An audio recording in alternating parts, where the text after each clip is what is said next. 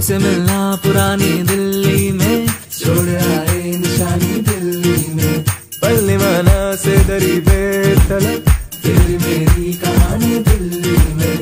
ओह काली कमली वाले को याद करके। হ্যালো গাইস, আসসালামু আলাইকুম। আশা করি আপনারা সবাই অনেক ভালো আছেন। ফাইনালি আজকে কুরবানির ভিডিওটা আপলোড করছি। সেদিন সকালে ঘুম থেকে উঠেই দেখি যে আমাদের কুরবানির গরুগুলো জবাই করছিল। কুরবানির দিন সব বাবারাই খুব বেশি ব্যস্ত থাকে। সেদিন আব্বু সবাইকে গরু মাংস দিচ্ছিল। দুপুরের দিকে আম্মু আর মেজাম্মু তবুরকে মাংস রান্না করছিল। আর সবাই এই ভিডিওটা অনেক বেশি পছন্দ করেছেন আর সবাই রেসিপি চাচ্ছিলেন। ইনশাল্লাহ এটা স্মিতাস কিচেনে আপলোড করব। সেদিন দুপুরের দিকে আমি, মিম আপু, সাদিয়া আপু সেম ড্রেস পরি। আর এবারে এটা একদম অন্যরকম। এবার মেজাপু আমাদের সাথে ঈদ করছে। এর আগের বছর বড়াপু ছিল, মেজাপু ছিলেন, এবার মেজাপু আছে, বড়াপু নেই। আমাদের ঈদটা সবসময় এরকমই কাটায়, একজন থাকলে আর একজন থাকে না। এরপর আমরা কয়েকটা ছবি এবং ভিডিও করি। এরপর আমাদের সাইডে আমার কাজিনরা সবাই ঠেলা গাড়িতে চড়তেছিল। আল্লাহ জানে ওরা ঠেলা গাড়িটা কই পাইছে। আমাদের সবার না অনেক বেশি আমের ভর্তা খাইতে ইচ্ছা করেছিল, এই জন্য আমাদের বাগান থেকে আমরা সবাই মিলে আম পারি। আর আমরা যতবার না গ্রামে আসি ততবার আমরা সব কাজিনরা মিলে কোনো না কোনো একটা ভর্তা খাবই। আর এদিক দিয়ে আমি আর জায়েদকে দিয়ে সবগুলো আম কুড়ানো হয়, বলেছে তোমরা সবচেয়ে ছোট, তোমরা আমগুলো কুড়াও। আর সেদিন আমের ভর্তাটা করেছিল মিমাপু। আর আমি আমের ভর্তাটাকে অবাক, এত বেশি কীভাবে মজা হয়েছে আমের ভর্তাটা।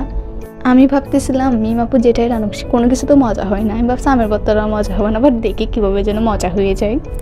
আমের ভর্তা শেষে সবার টানাটানি হয়ে আমের ভর্তাটা শেষ হয়েছে। আর এদিক দিয়ে মিমাপু ভিডিও করতে গিয়ে আমার মুখে যেভাবে ব্যথা দেয়। আর এদিকে জায়েদকে আল্লাহ জেনে জিনে দোস্তে কিনা ও আমাদেরকে সুপার পাওয়ার দেখাচ্ছিল, ও বলে গাছের পাতা ছিঁড়ে আনতে পারবে। এরপর সবাই বিকেলের দিকে একটু বাইরে গিয়ে বসি, গল্প করি। আর এইদিকে হাসিব ভাইয়া সবাইকে বাইকে চড়াচ্ছিল। এরপর রাতের দিকে সুমাইয়া আপুর শ্বশুর বাড়ি থেকে আমাদের জন্য গরু মাংস, রুটি, আনারস, আম পাঠানো হয়, আরও অনেক কিছু পাঠানো হয়। রাত 3টা নাকি 2টা আমরা সব কাজিনরা মিলে প্ল্যান করে যে আমরা রামেন চ্যালেঞ্জ করবো স্পাইসি। বাট আমরা জানতাম না যে এটা এত বেশি স্পাইসি হবে। আমরা 2x ট্রাই করলেও কখন 3x ট্রাই করি না। সেদিন আমি আর রূপা মিলে স্পাইসি রামেনটা রান্না করি। আর ওই দিক দিয়ে মিম আপু আর সাদি আপু ঢং দেখাচ্ছিল, কিন্তু ওরা আমাদেরকে রান্না একটুও সাহায্য করে নি। আর এদিক দিয়ে আমি আর জায়েদ মারামারি শুরু হয়ে যায়। ফার্স্টে স্পাইসি রামেনটা ট্রাই করে জায়েদ, আর জায়েদের অবস্থা খুবই বেশি খারাপ হয়ে যায়। ও খাওয়ার পর কোনো রকম মুখ থেকে বেরও করতে পারতেছে না, ওর বলে অনেক বেশি জিহ্বা চলতেছিল। সেদিন রাতে আমরা কেন যেন স্পাইসি রামেনটা ট্রাই করে আল্লাহ জানে আমরা সেদিন কোনো রকম স্পাইসিটা সহ্যই করতে পারতেছিলাম না। সবার অবস্থা একটা থেকে একটা খারাপ হয়ে যায়।